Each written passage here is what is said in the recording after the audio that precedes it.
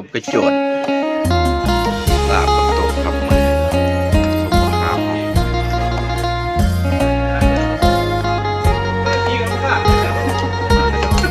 ข้าวมาสวย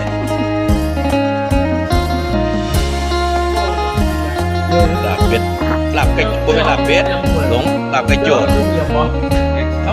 ซิมต้องกันเนาะใช่ไหมครับ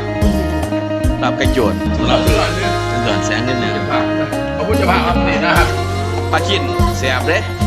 แซ่บป่ะฮัมต้องหามทายเล็กหน่อย เพราะว่ามันสิเป็นการแบบว่าใช้ได้งานเด็กบ่ได้ได้เข้าหามเลยอู้